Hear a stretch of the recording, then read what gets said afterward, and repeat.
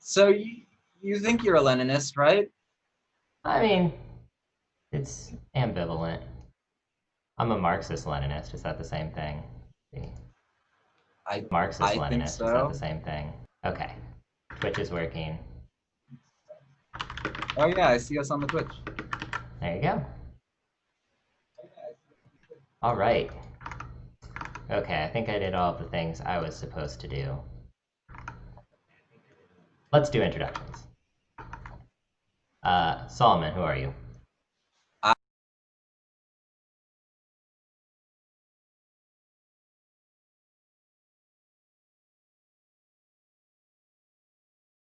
And I work with SEIU Drop the Cops.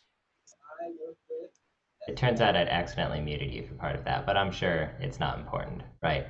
Um, I'm Calvin. I'm uh, an adjunct at Elon University and a grad student, though I'm only organized by SEIU as an adjunct. I'm as Workers United Southern Region, which is the right to work state portion of Workers United, which split from Unite here and went over to SEIU, and they're still in Change to Win and all that stuff.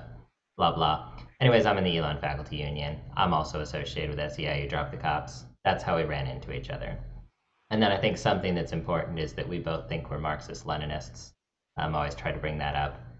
Solomon is in something called, or was in something called the Spartacist League, whatever that is. What is that? That's a Marxist, Leninist, Trotskyist organization that calls for reforge the Fourth International, which is the Trotskyist International. Yep, there you go. Fourth International. No such thing as enough internationals. That's what I always say. And then I'm a Marxist-Leninist. Also, someone in the school of Trotsky, but I'm one of those tanky trots because my party supported the 1956 Soviet invasion of Hungary. So most trots didn't do Third and that. a half, we could say. Third and a half Third and a international. half international. Yeah. And so I think actually that the difference between those two formulations of Trotskyism are important, and that's probably something we'll talk about more. But first of all, we have to talk about how we got there. So I was hanging out in this SEIU Drop the Cops formation, waiting for an actual leftist to show up. And in fact, there were other actual leftists there. But it's always good to find another grad student in computer science because Trotsky's like Ayn Rand for grad students. So finally, Solomon showed up one day, and we like connected immediately because we have similar opinions on things like are cops bad, and like do cops not act in the class interest of the working class? And Which was surprisingly contentious at the time. Sorry to interrupt. yeah, and I think that's important, right? And so, anyways, Solomon showed up, and I was there already, and we were able to reach unity on these issues, the two of us, and then we found quite quickly that there were other members of the group that were interested in those ideas as well, but maybe like hadn't been speaking up that much or so on. And there's this important thing that's going to happen in any worker organization where you're having these discussions. Now, there were things we agreed on and things we disagreed on, and I was thinking that came down to the formulation of non-sectarianism. And I don't know if that's what Solomon thinks or not. But I'm going to kick it back to Solomon and talk a little bit about the idea of like demands formulation and how we got to where we are, and like what you thought about the different political errors that you and I were making. Okay, political errors. I don't know. Well, to start off with, I would say that was a nice summary. I agree. I came in and there was this big debate happening in the group over demands. And, the demands are a pretty important component of a group like this because that's what we put out there that we stand for. And, to me, I thought like at least the aspect of, okay, the group is called Drop the Cops. So we're going to like want to drop the cops from the union. That seemed pretty straightforward. But I was a little surprised to find out that that was basically being debated at the time. And so there were some questions about, well, okay, who counts as cops? Are prison guards cops? Are parole officers cops? And, those kind of things. Um, and then there seemed to be a parallel question about, well, do we even really need to drop the cops? Maybe we could just drop one or two cops and, the ones that shot Rayshard Brooks, and we could keep the rest of the cops. And so the conversation was all over the place, and it didn't really line up with, I think, my conception of what it would mean for the SEIU to drop the cops. So basically, yeah, I said as much, and I was a little bit outspoken about it, and there was actually people in the room agreeing with me. It wasn't like I was just off on my own, which I've certainly been in that situation as well. But there were a lot of the group was on board, like, unsurprisingly, as I say, you know, we're calling ourselves Drop the Cops, so you might think it wouldn't be such a challenging discussion, but yeah, so I said we should drop the cops, we should drop the prison guards and all that, and Calvin was on board with that, and it seemed to, the trajectory of that conversation changed. We drafted up a better, still imperfect, but better set of demands, and passed with flying colors. You know, and now we have demands. Now we are unequivocal about, yes, we do mean cops, you know, and we do want them out, and all of that. Yeah, I think there's so many places we can play around with terminology. It's like, well, what does drop mean? It's like, surely you only mean the bad cops. And as we always said, it's like, yes, we do only mean the bad cops. We mean all cops, you know? And then it's like, just the anti-union cops, right? yeah. And it was like, oh, so like, what do you mean by drop? It's like, do you mean like making them go through a process by which we decide that we're sure they're the good cops?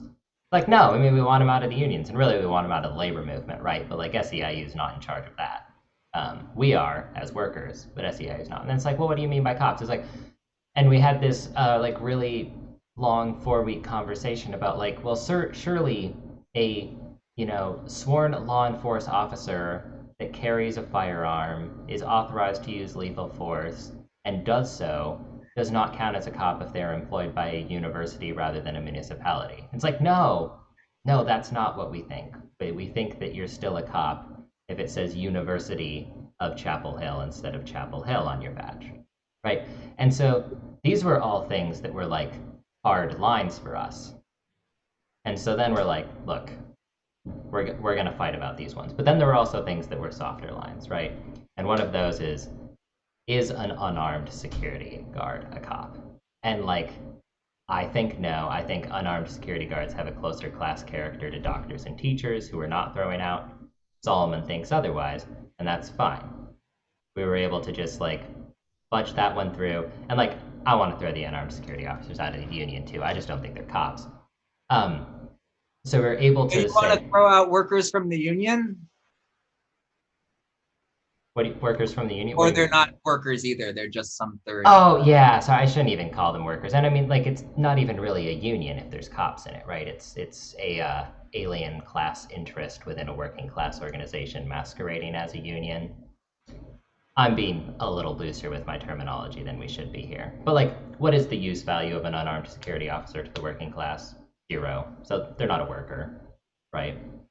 Yeah.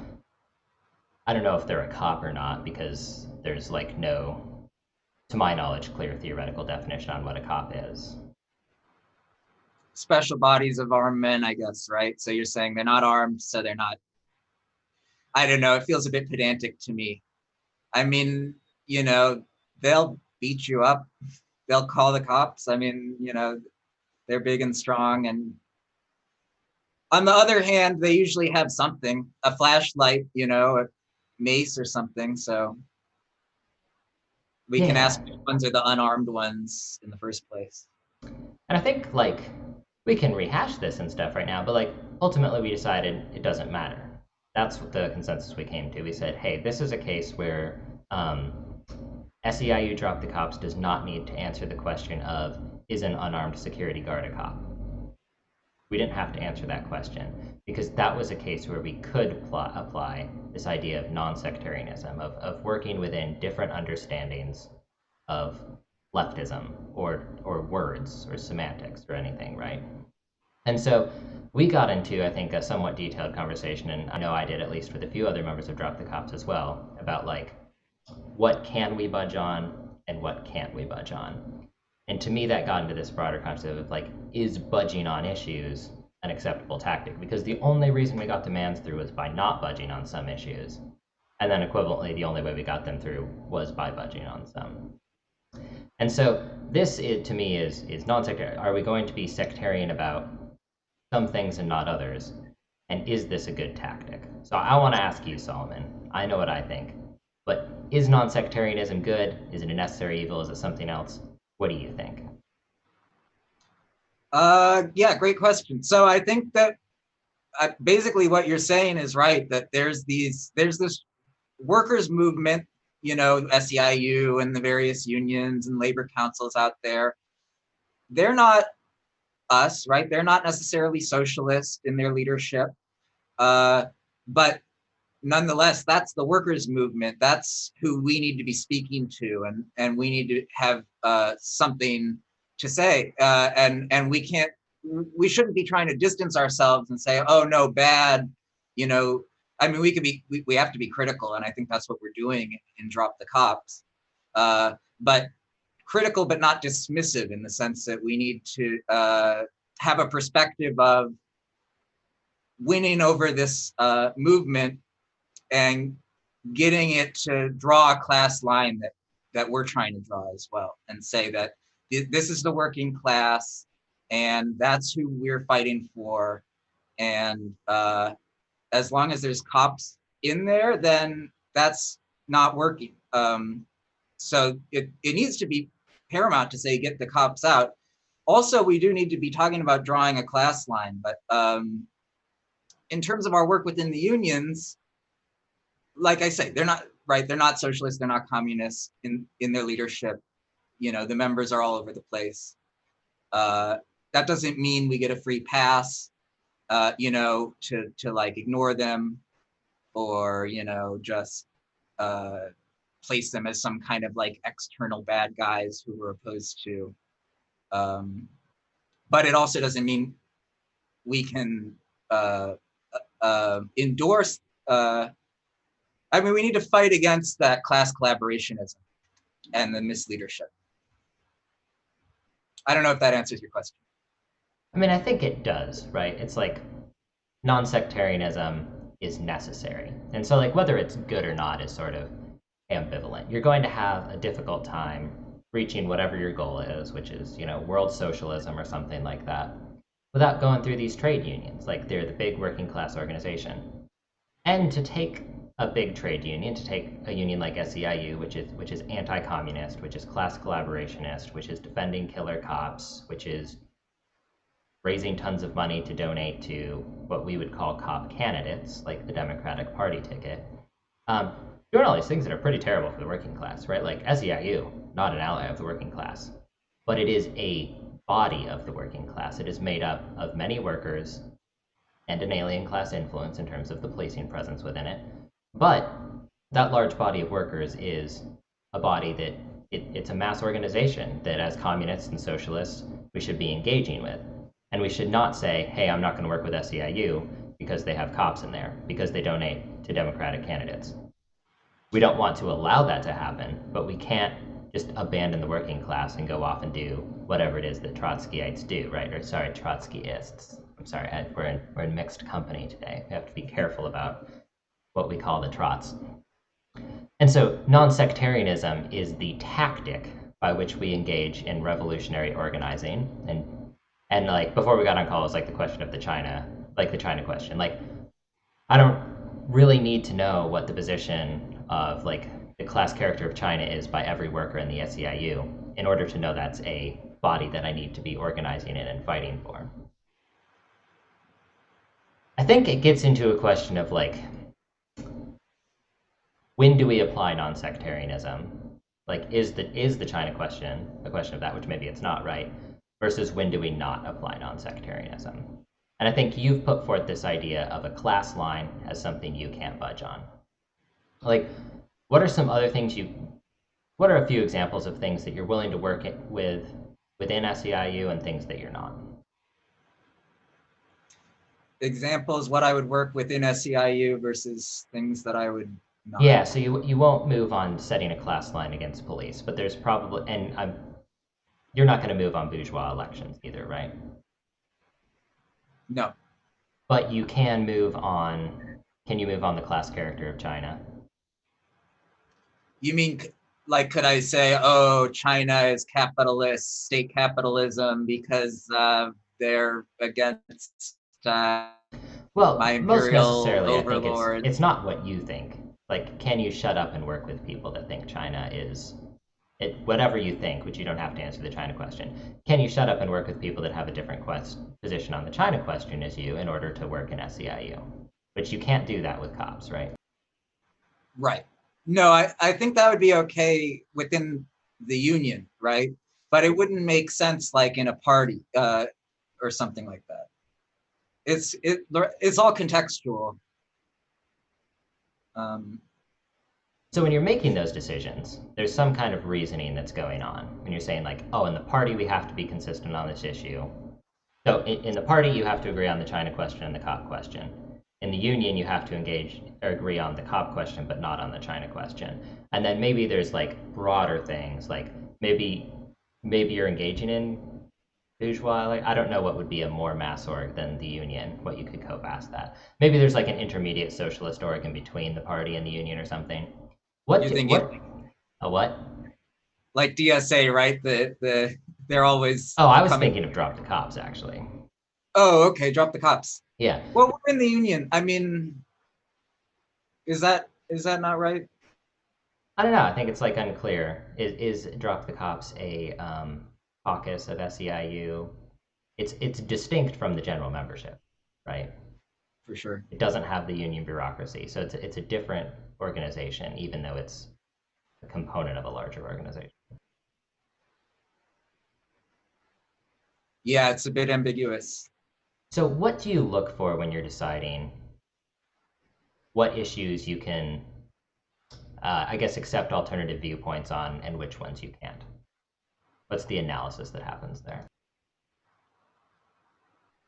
Um, I guess it depends on my analysis of the or good question. Something about how um, the role that this organization is meant to play in like a coming socialist revolution.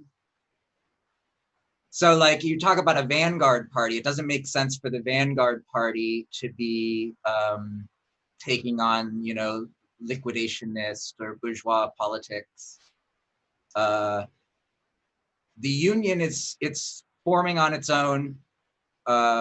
We don't necessarily have a say in their line, as we well know, um, and uh, and yet um, we still need to go through them to some extent. So I guess it depends, like what I feel is even my role in that organization, uh, and um, like unions are like you say, mass organization. I mean, we have people, it doesn't matter, regardless of their political beliefs. They could be like Trump right wingers, they could be Bernie crats, they I could mean, be there's social. literal killer cops in the union, right? Like it Sure. is a mass org. Yeah, right. So yeah, so I think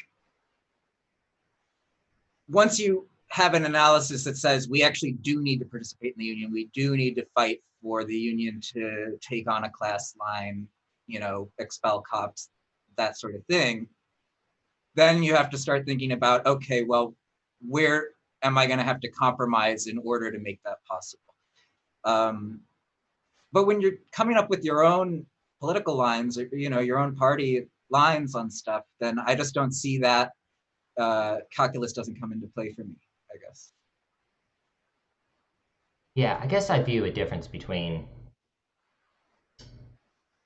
a union is formed around like an existing group of people, whereas a party is not, right? So in a party, we can say, look, we're going to struggle to unity on this issue, and then you're either going to accept democratic centralism or not. And it's like it's fine if you don't split the party. We're trots. We split the party all the time. That's like not an issue for us, right? And then there's like an alternative thing. It's like, well, you can't split the union. Like it's a union. So when you get to a point of irreconcilable difference or something, you just have to figure something out. Someone has to compromise. And, as revolutionaries, we hope it's never us. But, like, we're going to do what it takes to keep building towards revolution within the Union. And that can take on all kinds of forms, right? That can take on, the unarmed security guard question, which is kind of like a superficial example. But I think a great example of this is maybe like Medicare for all. Like, I think Medicare for all is reactionary and, counter-revolutionary because it's a direct infusion of cash stolen from the working class to private corporations. I thought it was fairly straightforward that that was a reactionary politics. Hmm. But it's like wildly popular, and it's also raising class consciousness. So I'm not going to go out on Twitch, which I am now, and say I think it's reactionary. But like maybe I would have done that 6 months ago when this was a more common topic. I just don't need to go out and bully people that are doing Medicare for all struggle. Of course, now it's like with the death of Bernie, right? Like we need to be Oh, if rushing. only it were the death of Bernie, though. But no, he's speaking at the DNC right now, probably. That's just part of the death, right? Yeah. Or the exact same thing he was doing the whole time. But it's okay. It's cut. Um, No, it's nothing new, right? He was promising ahead of time that that was going to be the story, and people were giving him a pass. And maybe it's time for us to start saying like, no more pass for Bernie. I don't think there should have been a pass for Bernie in the first place, but now I think everyone's on board with that, right? Like, or a lot more people than were whatever 5 months ago.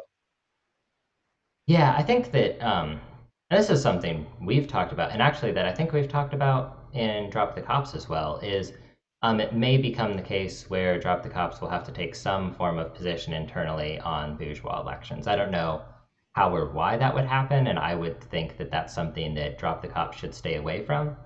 Um, but like SEIU has endorsed the carceral imperialist ticket from the Democratic Party and is just shoveling money that they take from the workers to allegedly organize the working class into that ticket. Um, and that's not necessarily the role of Drop the Cops, which is like a single issue campaign. Um, but like internally within Drop the Cops, we may have people who ask us like, "Hey, are you going to do turnout for Biden Harris?" Like, well, probably not. Well, Um, this is right in our demand for, right? Like we say no cop candidates. So I don't think anybody's arguing that Biden Harris isn't like a cop ticket, right? we'll find out. I think. I think We haven't heard from them yet anyway. I think, yeah, so I think we're safe for now. I think we're going to be getting into like the late days of October, and people are going to be looking at these polls that show a toss up and be like, Popular Front time, everyone get in the DNC. And, I expect I will certainly be maintaining a not cop line at that time, and I think other people might budge and move differently on that. But like, I don't think that I would split Drop the Cops over someone voting for a Democrat, as long as we're still organizing for disaffiliation within SEIU. Well, I don't know. I mean, it would be weird. Like if we said, like the group endorses the Democrats. I guess I'm thinking individual members. Like if someone were like, "Hey, I'm a member of Drop the Cops, but I'm voting for Biden," I guess I don't like that, but I don't think it bothers me. I wouldn't like ask to expel that person. No, I mean, I might point out the contradiction. And I think that's an example of something we can budge on, right? Like we No, don't for like sure, bourgeois some elections. Yeah. voting Biden, right? Like I don't doubt that. Yeah, but like what we have is we have an organization with certain demands, and if we're all working together to achieve those demands, good for us. And in fact, the demand for no cop candidates is a demand of SEIU. It's not a demand of SEIU membership. It never was. Right. So I think this gets into maybe another interesting idea, which is like, so I did some reading, and I think you did as well. I was doing some reading on left communism from Lenin, and Lenin doesn't seem to like left communists very much. Can't imagine why. And then previously I'd done some reading on combat liberalism from Mao. And there's this, I'll call it a contradiction, because I also read on Contradiction by Mao. Between Mao says in combat liberalism, you have to be an identifiable communist at all times, or you're screwing around and doing liberalism. And then Lenin says, look, when you go into the trade unions and maybe even the industrial unions, you might not be able to say you're a communist while you're in there. And I think that both of us to varying degrees have dabbled as not coming out and saying, like, look, I was reading Lenin last night in the Drop the Cops meetings. And I don't think we're like representing ourselves falsely. And like, here we are on the internet saying that we're Leninists, right? But maybe we haven't at every time pushed the entirety of our politics. And I think this is the same question as non-sectarianism, but it's less about seeking compromise on issues, and it's more about just not having unnecessary conversations, especially in a single issue group. So I wanted to ask you, as a Marxist-Leninist, do you feel like you always need to be identifying yourself as a Marxist-Leninist, or that's like a dishonesty? Or do you think there's other tactics? Can you say you're a socialist or something else sometimes? Yeah, socialist is fine. I mean, yeah, there's all sorts of terms that more or less mean the same thing. And socialist, communist, Trotskyist, Marxist, Leninist, these are all synonyms for me, you know? Where does Stalinist fall in there? Stalinist, you know, they are somebody who I can quote Lenin to and expect them not to, you know, tell me communism is worse than Hitler or whatever.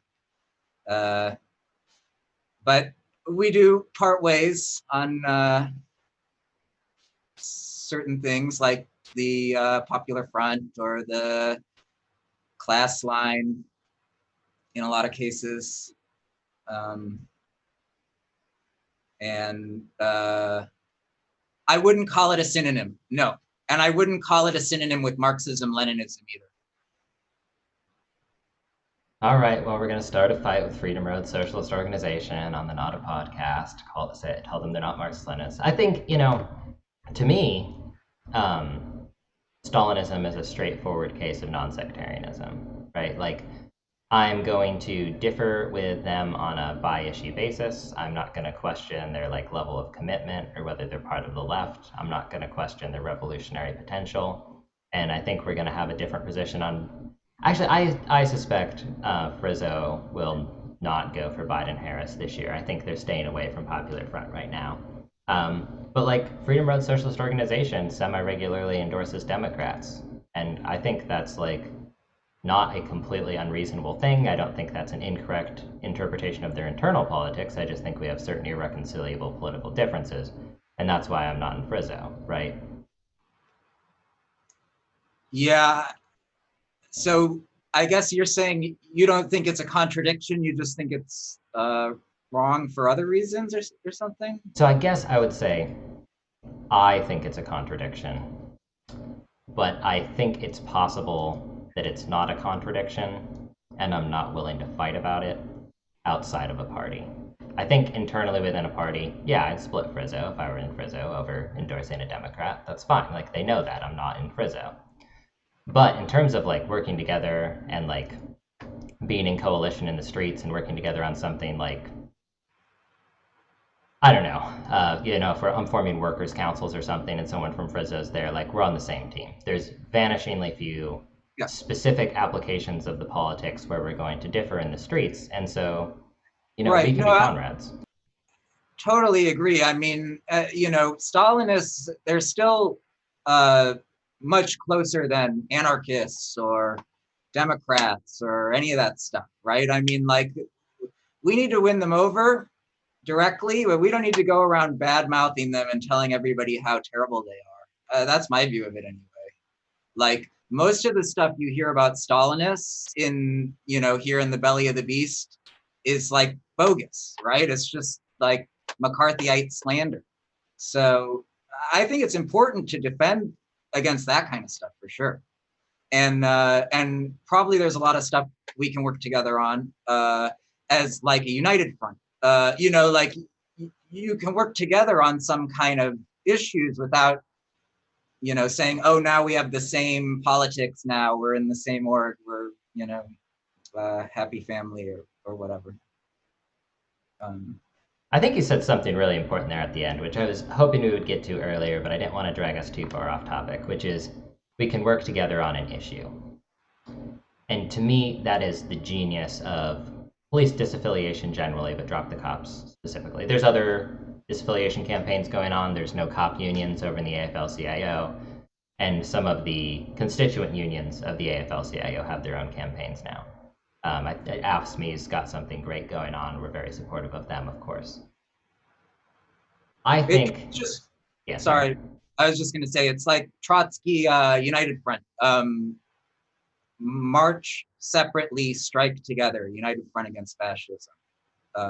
As opposed to the Popular Front, which is just like, hey, let's like endorse bourgeois politics and like, you know, enter into some kind of a traitorous pact with the bourgeoisie.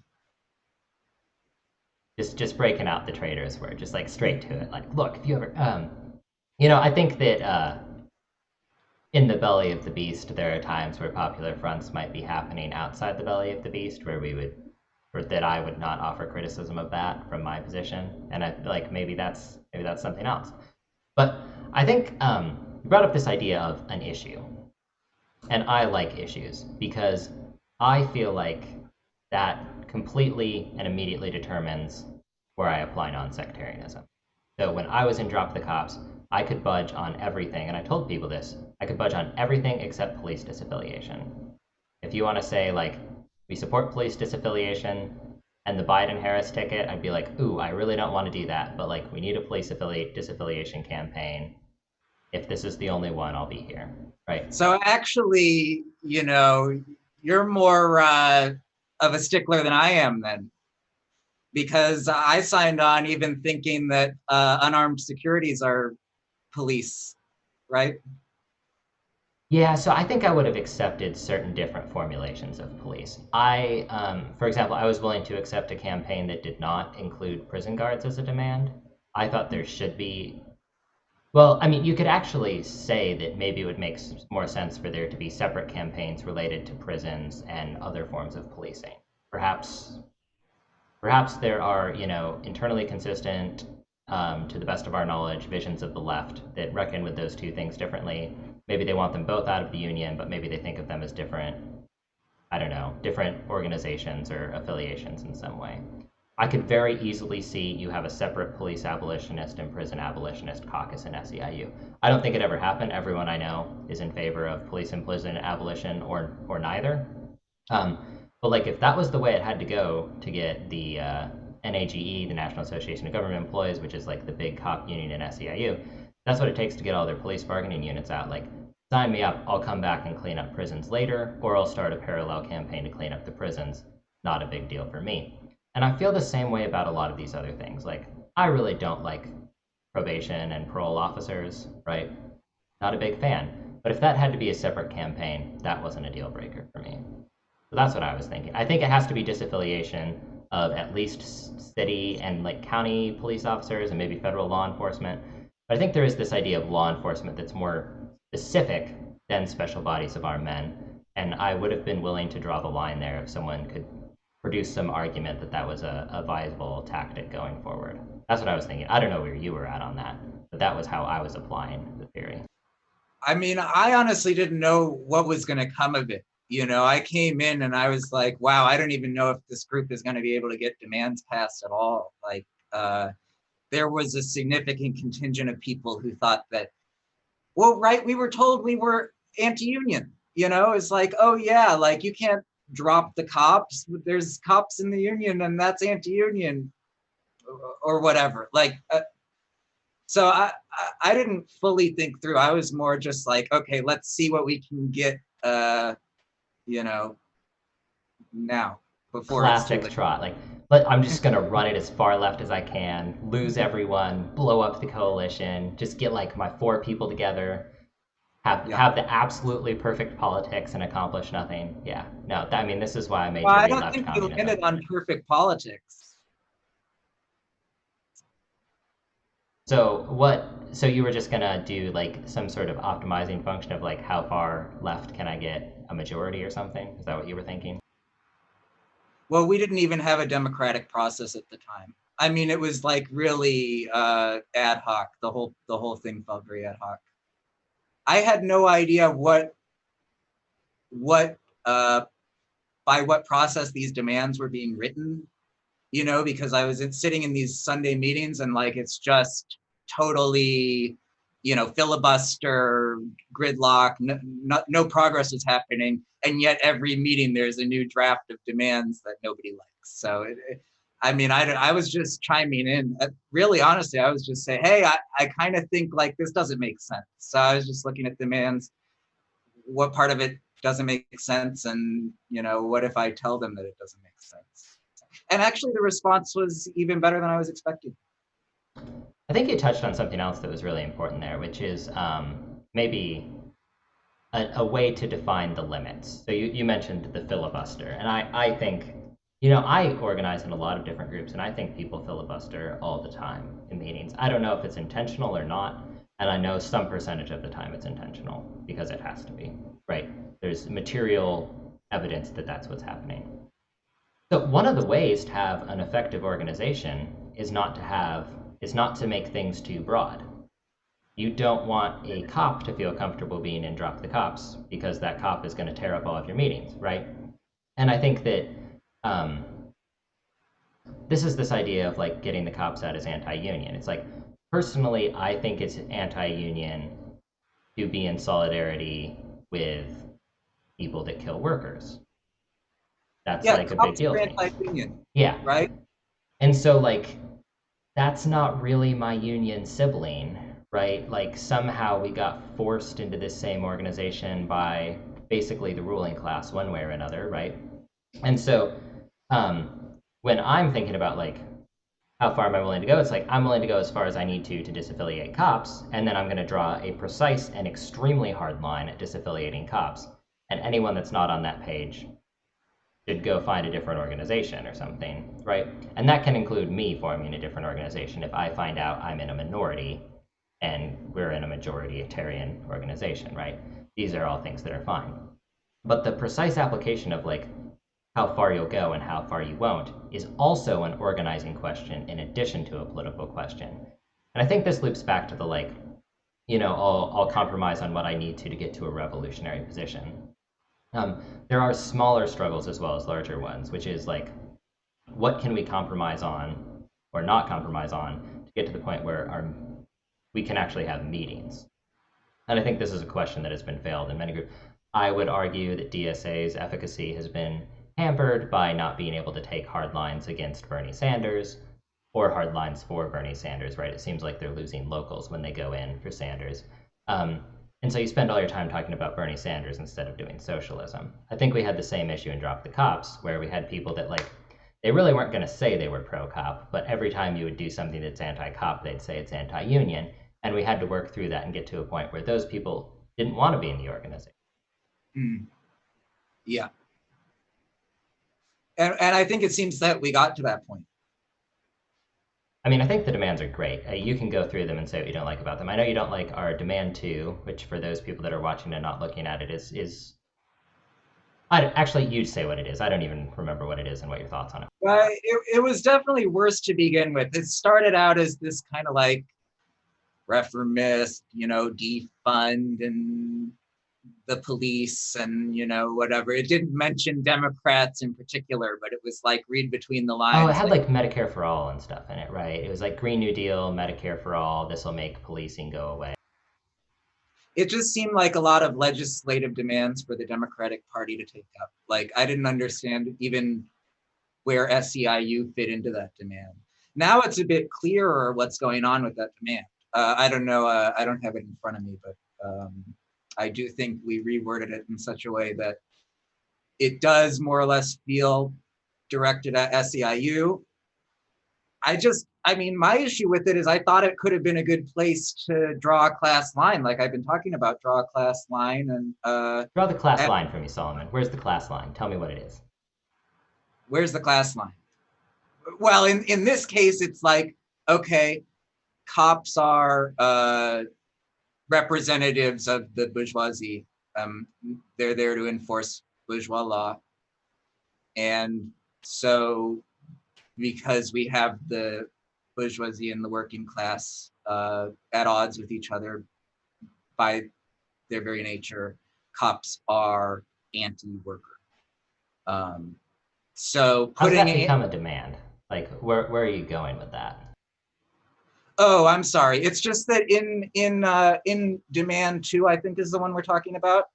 There's this part about, oh, engage in organizing like harm reduction or whatever. I mean, we have this weirdo like definition that seems like it's serving as a proxy for just like who's a worker, but it doesn't really capture it.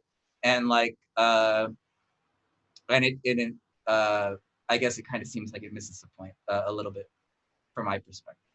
I would have written it differently. Say it that way. Yeah, I think yeah, I wrote part of Demand too, not all of it. I borrowed some of it from another couple workers in there.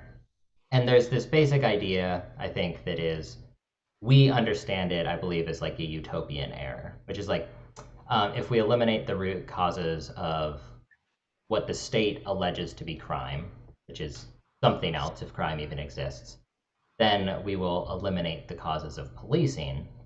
And so if we eliminate interpersonal violence and things like that, the police will go away. And I think that's a view that some people hold. And those are people I'm able to work with because we've reached unity on the issue of abolition. But like I differ from them politically, which is that like, well, to me, it is not necessarily abolitionist or revolutionary to say, hey, state, come in and fix these problems because that'll make cops go away. Because I think the purpose of the cops has nothing to do with crime. They just like have to do something while they're screwing around being an occupying force, right? And so they've invented this conception of crime. So what that gets into is when people start talking about things like just transition, and like I do think it's the case where, especially with like prison guards, right? Prison guards um, vastly more likely to be black than the baseline worker in the U.S. So it's like it's an important, I don't know, way to get I didn't know that, by funds. the way. Yeah, I even find that a little bit surprising just intuitively because so many prisons are in like really, you know, rural like areas. Although, of course, we have in the South, there's a lot of rural people, Black people. I'm just from the North where it's like not that way. yeah. I think it's like it's an emergent effect of where are prisons, and also like does the ruling class want to use their own people to do that, or is this going to be a tool to pit oppressed people against each other? And I think these are like important different considerations to have, but we also have to be very careful to make sure we're not asking for expulsion of disproportionately black workers in an unprincipled manner. And so we get to these points where it's like, okay, so no, I mean, we really do need an answer for like, what is the black working class going to do if we gobble up all of the black unions, right? And I think there's like two tendencies there, and I brought up this idea of like, hey, can we do like a union organizing drive as reparations, or like, can we say organize the youth, not cops, or something like? All these questions are different questions, and I think that those were colliding with the notion of like, well, actually, it doesn't matter if we pass Medicare for all, UBI, and the Green New Deal. The Green New Deal will get rid of all these. And so when we pass UBI, Medicare for All, and the Green New Deal, the prisons will just vanish like that because the reason the prisons are around is they're employing these groups of people. And that's where I think like this idea of sectarianism or non-sectarianism comes in. You could have gotten me to sign up for something that had the Green New Deal in it. I think of the Green New Deal as like a corporate welfare program. So it's like it's not something that I'm into personally. But like I do agree that you need to create jobs for people if you're going to shut down the prisons. I think it's more important as a reentry But program. by the way, we need to create jobs irrespective of this business of shutting down prisons, right? Like we got so Absolutely. many unemployed right now, and not only that, organize the sectors. I mean, we're talking about prison guards or whatever. It's like look at low Amazon income, warehouse. you know, yeah, like service industry, fast food, like all the industries in this country that have almost no unionization whatsoever, low wage work that is just completely ignored by the labor movement. And like, meanwhile, we go around looking for like these cop dues and we can like introduce contradictions and conflicts of interest for a couple of bucks and that we're just going to give to the Democrats, the next day. Um, Yeah, I feel So like there's this idea that like maybe SEIU didn't think all the way through. It's like, look, um, or I mean, I think they did think it all the way through, but we don't actually know because we don't, or I cannot assess the purpose of SEIU from the outside. I don't know exactly why it was created, but someone was sitting around there like, well, look, we can just align with the ruling class and become a cop union, and then look, we won't be under attack by the police. We'll get all this money. And it's like, well, yeah, because you became an organ of the ruling class, right? So you're like you're directly receiving, and then you're like, wow. And then a few years later, SEIU's like, wow, our bourgeois candidates keep losing. It's like, yes, because you are like aiding and abetting like the growing tide of fascism in the United States. Like, yes, your candidates are going to keep losing because you're organizing the special bodies of armed men that are, intended for anti-communism, but at this point in this country, they're just used against liberals too, right? well, yeah, I mean, there's really not that many communists out there, so you gotta use it against just the ordinary Yeah, right. organizers. Like they like ran out of communists, and so they like turned up the state oppression after Ferguson. But like the fact of the matter is, there's this revolutionary activity in the United States is very new, and the ruling class has been ready for it for some time. So these oppressive apparati that were sitting around had to just be used on something, and they were predominantly used to destroy black communities. Maybe to prevent a revolution, or maybe just for like the sake of violence. And so now they're like sitting around and like now they can start being used against a revolution because there's one going on. But like they were just using these things on the Democrats, right? Like the FBI interfering in a bourgeois election to like not get in between two different candidates who are both cops. It's like they're just bored and messing around. And I think that this is like an important thing that like when we think about our intervention into SEIU and raising these questions about class line, like this is actually necessary for SEIU. SEIU is never going to be able to do whatever it is they're trying to do as long as they have cops in the union. Right. And not just SEIU, by the way. It's like every major union in the country has cop bargaining units. Yeah, so in SEIU, we're in Change to Win, which also includes UFW, which to my knowledge probably doesn't organize that many cops. Unite Here, which I don't think organizes that many cops. And Teamsters, which organizes just about every cop they can find. And that's sort of like the rival counterweight to the AFL-CIO, which is, the other big labor council. And like for the most part, if you're in a union, you're in one of these two things, right? Like it's very rare to find an independent union. UE is out there, and I always talk about UE a little bit, but I think UE is 3% of the size of SEIU, and SEIU is like a third of Change to Win, and Change to Win's like half or a third the size of the AFL-CIO. So there's these like monster working class organizations with millions and millions of people in them. They're completely infiltrated and subservient toward the agenda of police. And we're trying to fix that. And like, lo and behold, if we fix that, SEIU is going to start doing a lot better, and so are all of its workers. Yeah, right. It is not just a matter of like you know advancing our politics or something. Like there's clear gains to be had if we can accomplish this goal. Like clear material gains for the struggle. I guess it is also about advancing our politics in that sense. Yeah, I think it's the case where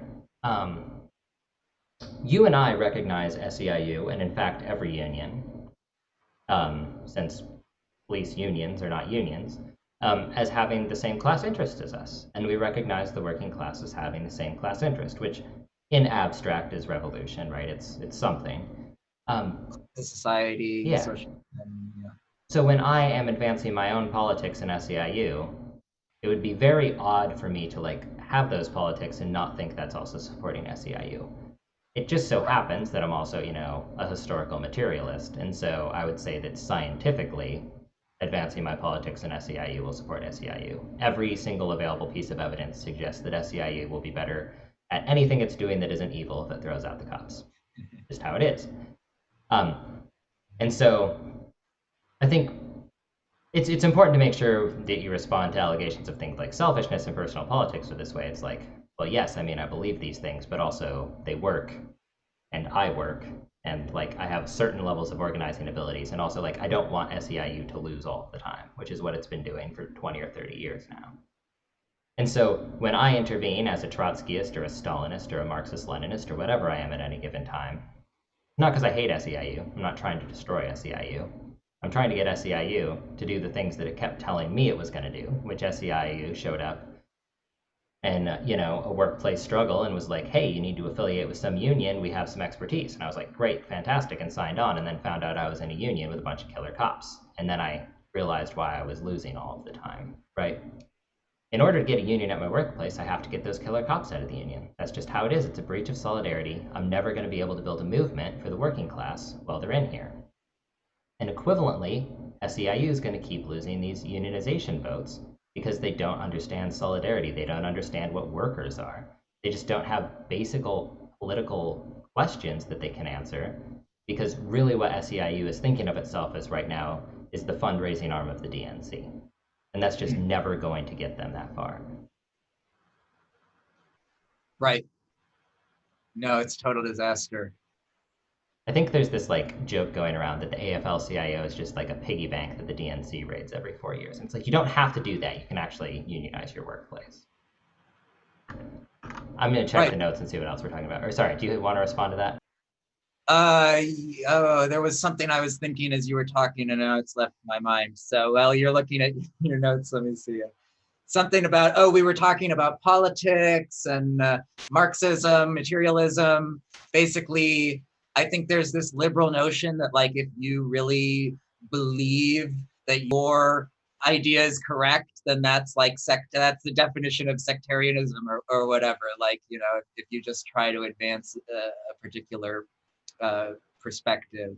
That's not the Marxist position, of course, but it's something that we run into occasionally.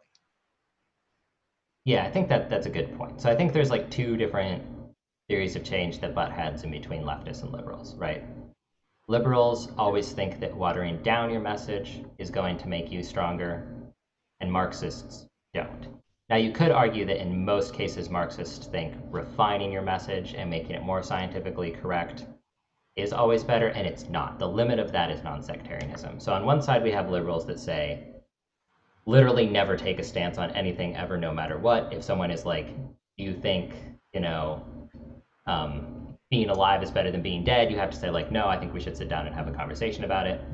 And then over on the other side, we have Marxists who are like, look, we sat down, we mathed it out, we're pretty sure we have the right answer and we can show you our work. But, we can fudge it a little bit to work with other leftists that like maybe we're getting different inputs than us, or maybe, maybe we like didn't carry the 9 somewhere and we accidentally thought that, I don't know, that we should be in a popular front. Right? I mean, there's a difference between, changing your mind, realizing you were wrong, whatever, repudiating your previous position, and compromising, entering into some sort of popular front, or just saying, okay, well, I didn't change my mind. I still think you're full of shit, but from now on, publicly, I'm taking your line, something like that. Right. Well, that gets into the Maoist question of like, do we respect the mass line or not? But that's like completely different. I can't talk about that stuff because I'm not a Maoist. Me either. But I think, yeah, like publicly, I'm never going to do something I think is wrong. I might shut up about something I think is right. And I think the liberal conception, at least as best as I can tell, and like liberalism isn't particularly internally consistent, though it does have some organizing philosophies. It seems to be like, not only can you never make up your mind about anything, but you can never tell anyone if you did make up your mind by accident. And if someone figures out what you think, you have to like change your opinion on something. And that leads to these persistent political errors where like, I think the classic encapsulation of this is like, we're having all these post office conversations right now. And like so many of the solutions are like, we should fight the privatization of the post office by shipping things through UPS and FedEx. And it's like, no, like you screwed up. The only thing you cared about, you got wrong because you were trying so hard to like use the markets and technocracy and like weird different applications of social programs to solve the problem. What you really need to just do is be like, hey, we're setting up rail blockades and firing at cops until we get the post office back. So like figure it out. And if we have to go all the way to revolution to keep the post office, like we'll do it. And like that's the only feasible solution that's actually going to keep the post office. And that's the difference between, I think, the left perspective and the liberal perspective. It's like, well, when we decide we want something, we're either going to get it or die trying. And there's not very many of us left because we kept dying trying, but we also are like getting things done. Yeah, I think that's well put. So I don't know. Do you have any closing thoughts? We've got like 6 minutes left. Oh, Um, wow. Flew by.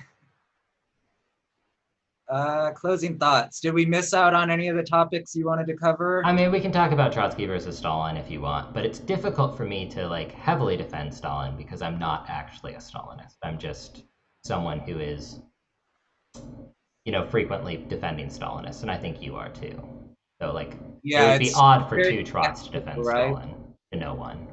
Well, look, right. I mean, the conversation doesn't have to be a fight, right? We've been pretty much on the same page today for the most part. So, but also, 6 minutes is not really a long time to cover that kind of a topic. Yeah, I mean, so fun fact. This is like a behind the scene thing. When I was going to bring Solomon on here, we were actually still struggling over this issue of like what is the application of non-sectarianism to drop the cops. And I was like, great, we'll have an hour of things that we want to talk about and reach a good position. And then unfortunately, it turns out we were like much closer to unity than I expected. We like basically reached perfect unity on this question of like how are we going to deal with all of these things. And so now we have nothing to talk about because we agree about everything. And this isn't because either of us compromised. It's because we provided each other with information and tactics and styles of thinking. And now we agree on this issue completely. And in fact, we could heavily suggest that if we started working on another campaign together, we would probably be able to reach unity on that fairly quickly as well, now that we know each other. We've already reached unity on the issue that Trotsky's better than Stalin, so it doesn't really make sense to go over that. We've already reached unity on the issue of is Biden a segregationist, which like he is. That's how science and facts I work. mean, we even had Kamala on board for that one. So, See, this is the only way you can tell Harris isn't a liberal or is a liberal because liberals change their position on issues if it's politically expedient. So Biden would oh be yeah, yeah. oh yeah, to the nth degree. But both of them really. But Kamala and Biden are like, Okay, yeah. I've got a question for you. This is going to be the final question to close things out. So you use Kamala's first name and Biden's last name. Oh, that's a good point, right? Yeah. Yeah, right. Yeah, that's interesting. I hadn't noticed that before. I think I'm mirroring the way that I hear it most often, but yeah, I think that's something to think about. Sorry, I cut you off. Were you going to make a more precise point than what I was just saying? That was the entire point. Like, I have a theory about what's happening politically behind that, but it's not formulated enough yet. I think the last thing I'd want to say is we've been talking about Biden and Harris a lot, and I do say Harris. I think that's more appropriate, but like different people have different thoughts and opinions. No, I kind of buy that. Yeah, I wasn't thinking about it particularly, but I think that makes sense. I think you could also say that, like, well, Harris is a more colonial name than Kamala. So, like, maybe you want to say Kamala, anyways. Well, it's her name, right? I mean, Yeah. people have their name, and in some contexts, there's other people named Harris, but I think when you say Biden Harris, nobody's wondering which Harris you're talking about, right? I mean, I've definitely found people that I think it has slowed down conversations when people are like, who's Harris? And it's like Kamala Harris. And they're like, oh, right. Yeah. Like, she has a last name. Well, It's like, because also, and maybe this is sort of what you were saying, but doesn't Harris sound kind of like it could be like a white dude's first name or something like that? yeah, like I think the de facto Harris I think of is like Sam Harris. Who is that like one of the new atheists Maybe or that's something? the association. Yeah, so like Harris is like taken. Kamala, fairly new to the political scene, like maybe more well known in California, but just like showed up on the national stage in 2016, right? Like I didn't know who Kamala was. I don't follow like attorney governors in California. Like California is so easy to organize. Like don't complain to me about that. I'm in the South. So I think Kamala was one of these people like Obama, where like she had been. See, I did it again. Kamala Harris is okay. Anyway, like where certain like Democrats who like really watch closely to try to figure out who the next president would be, like they knew who she was going way back, and the rest of us got to find out, when it came time. yeah, there's the big liberal engine which says compromise on everything to win, and they're like, okay, can we check all of our identity boxes? And liberals only know about two boxes, right? This is why they kept screwing up on same-sex marriage for so long, because they only know about gender and race. They're like, okay, so let's find someone who isn't a man and isn't white. And they found Kamala Harris and they're like, perfect, not a man, not white. And then they're like, oh, we have to win reactionaries. So they're like, we need someone who's a cop. Right. So they're like, let's find a cop who's a black woman. And so they did this gigantic, thing. And also that's not to say that Kamala Harris isn't like a skilled politician or anything. But I think you can understand, especially with like who was in the Democratic primary this year, that the DNC is just a big institution that slurps in identity and spits out cops. And that's how we got Pete Buttigieg. They're like, oh, we need a millennial. Let's find one who is in the military. Because like only good millennials go through the military, right? Like you can't find like a community organizer or something. So I don't know. I think that's where these came from. And I don't know how that maps onto like Biden, or not Biden, Obama, but Or I'm sure it does. Bernie. Sorry, what? Or Bernie. Or Bernie? Well, Bernie, yeah, I think Bernie was never intended to win, so it doesn't really matter. No, but he was going to always be part of the campaign. Yeah, you gotta like throw people that think they know what socialism is a bone. And like, look, I'm so proud of Democrats for deciding they like socialism. I just really want them to take the next step. And so, look, I'm going into your unions, I'm organizing your workers, and they're all going to find out what socialism is in a few months when we finish doing the readings together and working out these struggles around class lines. So, Democrats, I got you. I'm gonna take all of those socialists you created, and I'm gonna do exactly what you want me to do with them, which is make sure there's no more Republicans. So there we go. Problem solved. We're a little bit over our time technically. Do you have any closing thoughts? And then we can go off stream. Yeah, happy to come back when you do the Is Trotsky bad. I guess I'm not strongly pro Fourth International, but I'm like not against it either. Like it would sure be nice to have a Comintern right now. Okay, that's that. Bye bye Twitch. This is my good friend Solomon from Boston and or somewhere in Texas. I don't know how Brandeis works. Austin, right? What? No, I'm Boston. I go to school at Brandeis. It's outside Boston. Okay. Oh yeah, I thought you were in I'm Texas from Michigan or something. originally. Okay. So anyways, Boston, no relation to Texas Not at all. Austin. Sounds kind of like us. Yeah, that's probably how I got confused. And so there you go. Like if you're in Boston and you want to hang out with someone who didn't support the 1956 Hungarian or Soviet invasion of Hungary, Solomon's right here. Go hang out. All right. Bye bye. All right. Thanks.